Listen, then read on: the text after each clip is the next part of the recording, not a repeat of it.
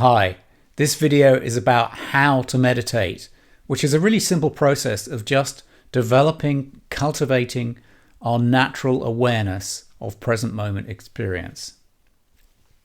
So I go into some detail. The video is a bit longer than usual.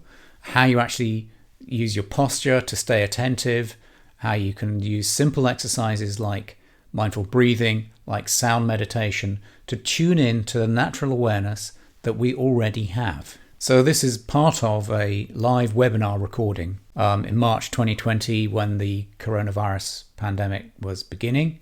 I think these skills can really help people. I hope it can help you, and do let me know with comments how you're getting on with it and if I can help you in other ways.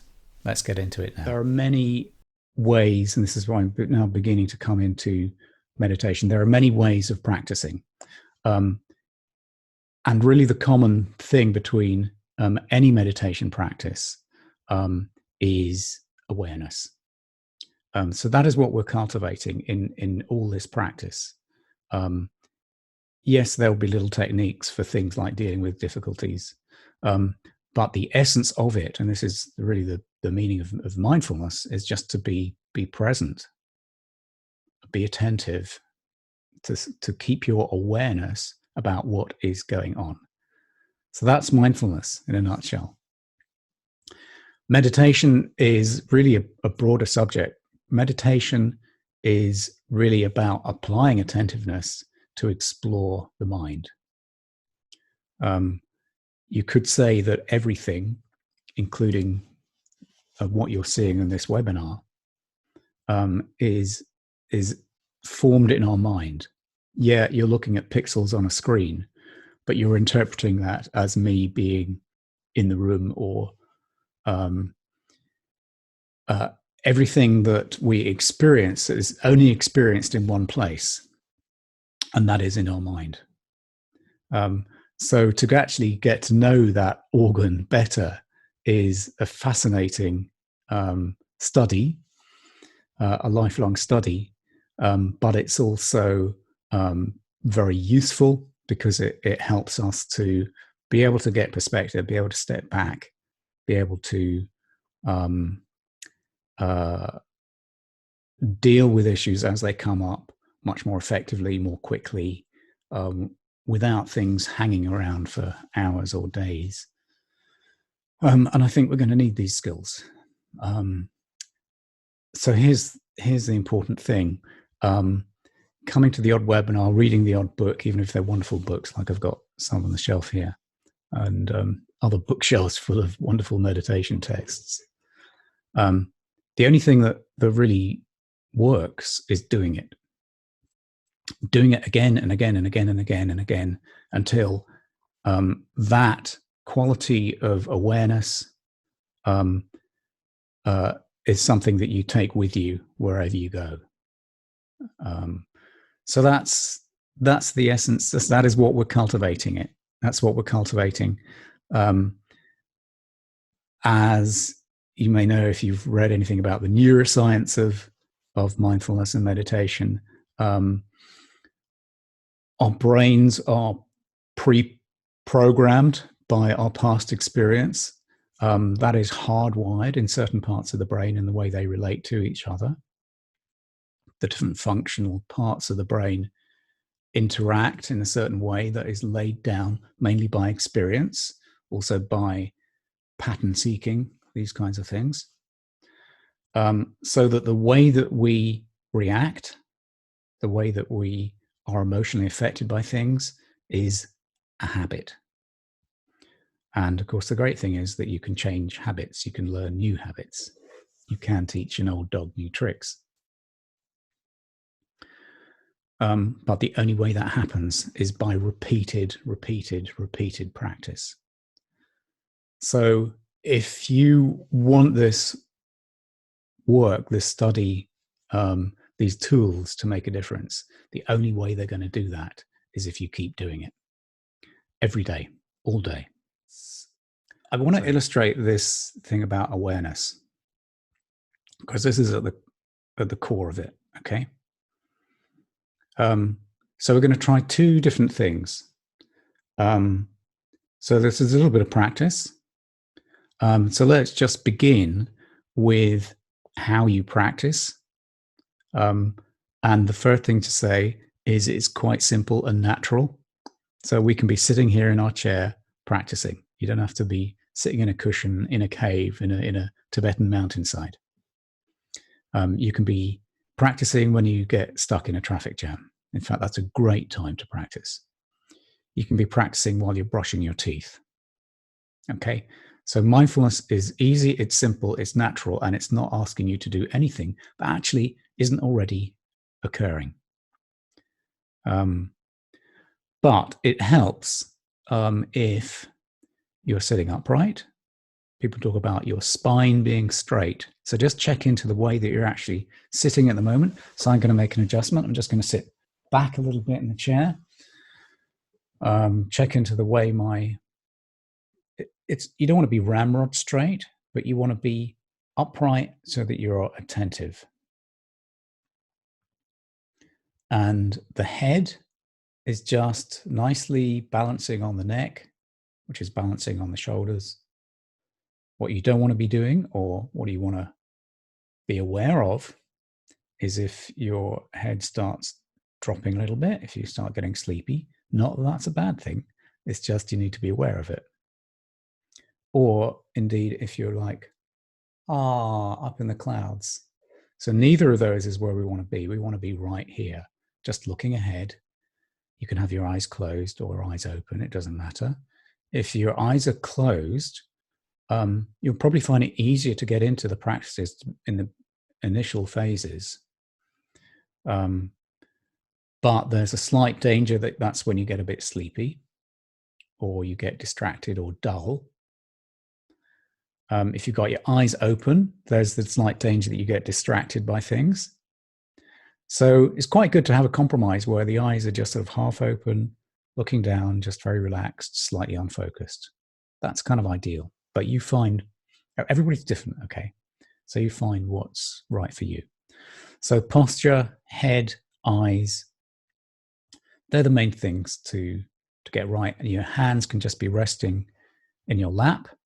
And it's good for your feet to be square, both feet to be square on the floor. So if your legs are crossed or turned up under you or whatever it is, just come into, they talk about having right angles. So your back, your legs, lower legs, feet, nice and squarely on the floor. That helps. Okay, that said, all you have to do is pay attention to what is.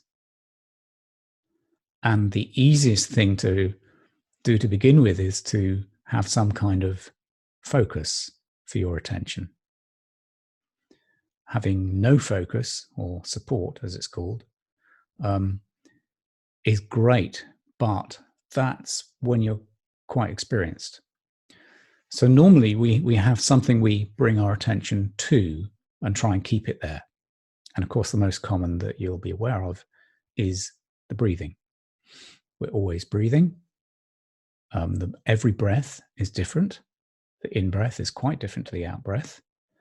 The gap between the end of the in-breath and the beginning of the out-breath is quite different to the gap of the end of the out-breath before the beginning of the in-breath. Sometimes the breath is smooth, sometimes it's slightly jerky, sometimes it's faster or slower, or the in may be fast, the out may be slow, the other way around, it may be shallow. It's always changing. So we'll do a little exercise in a minute where we're just bringing attention to the breathing as the body does it for us. And all we have to do, and I say all with a smile because I know it's not always easy, is to keep our attention on that one thing. Just bring our awareness to the breathing as it is. So let's start with that. We're just going to do this for a matter of seconds, really, and I'm going to guide you through it.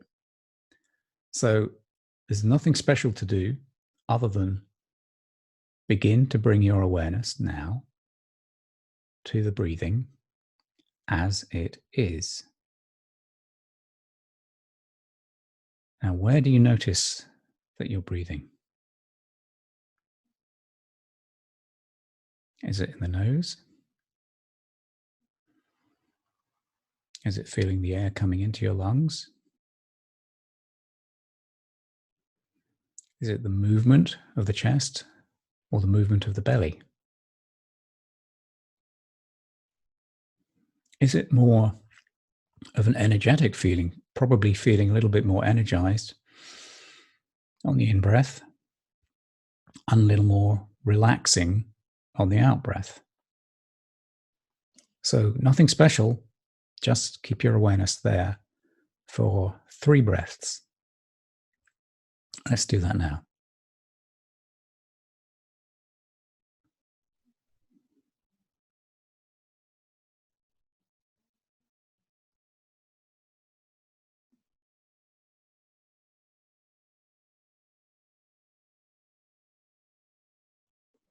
Okay.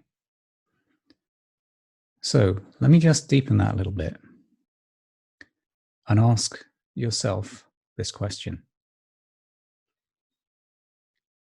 You're tuning into a physical sensation,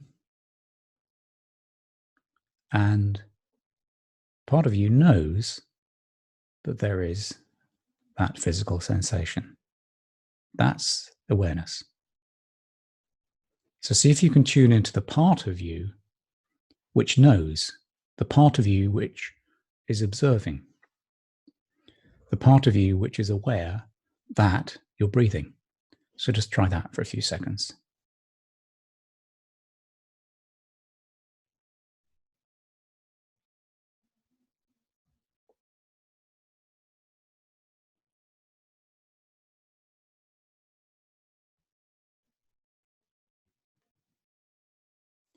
Okay. Right. So relax.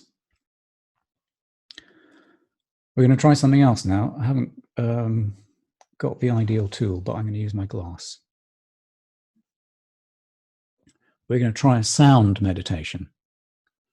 Again, this is in 2 parts. The first thing is, I presume you can hear that. Okay.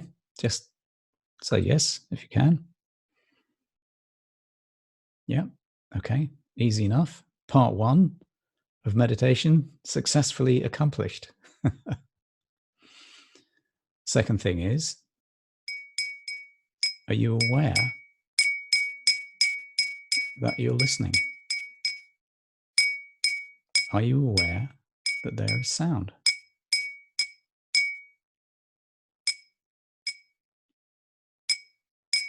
It's nothing special to do. You have that awareness. It's already there. Okay, this is important. There's nothing new. You're not creating anything that isn't already there. There's the sound. And there's your awareness that there is sound. Okay, there's a bit of sound meditation. Quick one. So, let me ask you this question. First of all, you brought your attention to the physical sensation of breathing, and then you stepped back and you were aware of that physical sensation. You were aware, you knew you were breathing. Secondly, we did the sound meditation. There was the sound, you were listening to the sound, physical vibration of the sound, and you were aware that you were listening. So here's the question. Was the awareness of the breathing any different to the awareness of the sound? Have a think on that and give me an answer. They seem to go together at the same time. Okay, good. I think it was harder with the sound. No, other than the sound is more distracting. Okay, interesting. I don't feel there was a difference. Okay. Let me ask a slightly different question. Sound more distracting? Yes. Okay, good. Does it take any effort to be aware? No. Stephen Jones, slightly. Okay. Need to focus and not allow to get distracted. That's a very interesting comment. I'm going to pick up on that one. So, okay, Anne, let me ask you this. So you're not allowing yourself to get distracted. Why not? What's wrong with getting distracted? If you're aware you're distracted, what's wrong with that? All I've asked you to do is be aware. More effort to be aware of the breathing as more focus on this. Okay, good. Okay, so this is for you to explore because this is very interesting. And the only instruction I'd like to leave you with for this one is to say, how can you do any of this practice with no effort? Or let me put it more bluntly, do this practice without effort. Aware of other sounds around you, that's great. Okay, so here's the thing. Whatever arises is fine. So if you're in the middle of your breathing practice and somebody beeps a horn on the road outside your window, is that bad? If you're irritated by that noise, is that bad? Whatever arises is okay. Whatever arises is your practice. If strong emotions arise, notice it. If sounds arise, if pain arises, your practice is simply to be aware of it.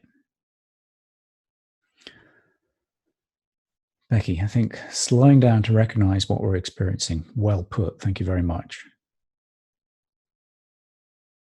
Recognize what we're experiencing. That's a great way of putting it. Thank you.